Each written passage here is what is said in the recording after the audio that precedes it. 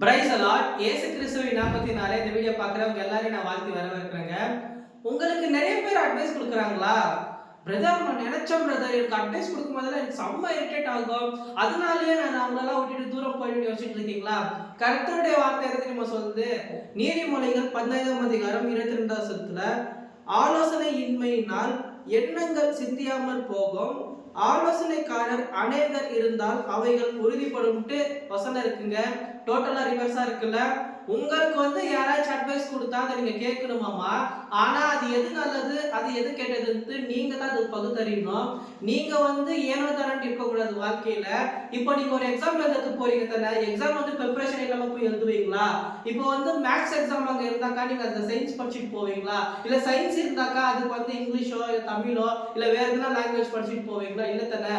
அதே மாதிரி தான் வாழ்க்கையில கூட நெக்ஸ்ட் என்ன செய்யணும், எப்படி இருக்கணும்ட்டு நம்மளுக்கு மேல சீனியர்ஸ் இருக்கிறாங்க இல்லைங்களா, அவங்ககிட்ட போய் நம்ம கேட்கணும் இல்லைங்களா. அதே மாதிரி தான் வாழ்க்கையில ஒரு பிசினஸ் பண்றதுக்கும் சரி இல்ல ஊழியம் பண்றதுக்கும் சரி அவங்க என்ன சொல்றாங்கன்னு நம்ம கேட்கணும். அவங்களுடைய வாழ்க்கையில அவங்க எப்படி இருக்கிறாங்களோ, அவங்களுடைய பிசினஸ்ல அவங்க எப்படி இருக்கிறாங்களோ, அவங்க செஞ்சுக்கிறது ஒர்க் அவுட் ஆயிருக்கா, அது எல்லாமே நம்ம கண்டிப்பா பார்த்து தாங்க ஆகணும். இப்போ உங்களுக்கு ஒரு ஃபெயிலியர் ஆயிட்டு யாரோ ஒரு நபர் உங்களுக்கு அட்வைஸ் கொடுத்தா அதை நீங்க ஏத்துக்குவீங்களா? ஐயோ இவங்களுடைய பிசினஸ் இப்படி ஆயிட்டு இருக்கு, அப்ப எனக்கு எப்படி இருக்கும்? ஒரு நோயாளி உங்களுக்கு இப்படி சொல்றாரு, என்னப்பா உனக்கு இந்த மாதிரி வியாதி வந்துட்டு இருக்கு, உனக்கு இப்படி வந்துக்க கூடாது, அந்த மாதிரி உங்களுக்கு சொன்னா உங்களுக்கு என்ன தோணும்? நானே ஏதோ கஷ்டத்துல இருக்கிறேன், இதுல இவங்க வேற அட்வைஸ் கொடுக்குறாங்க, இவங்களுக்கே வியாதி இருக்கு, அந்த மாதிரி யோசிக்குவீங்க தானே. இப்போ நான் எனக்கு ஏதோ ஒரு வியாதி நான் ஏதோ டேப்லெட்ஸ் எடுத்துட்டு அது நல்லா இருந்த உடனே நான் உங்களுக்கு சஜஷன் பண்ணா அதை நீங்க எடுத்துப்பீங்க தானே, நீங்க கண்டிப்பா எடுத்துப்பீங்க. அதே மாதிரி தான் நம்மளுடைய வாழ்க்கையில இப்ப டாக்டர்ஸ் கூட நம்ம எதை நம்பி போறாங்க, டாக்டர்ஸ் நல்லா படிச்சிருப்பாங்க, டாக்டர்ஸ்க்கு எல்லாமே தெரியும். அதனால தான் நம்ம தேடிங்க போறோம். அவங்க எதனா மருந்து எழுதி கொடுத்தா கூட அந்த மருந்து என்ன எழுதிக்கிறா கூட நமக்கு தெரியாதுங்க.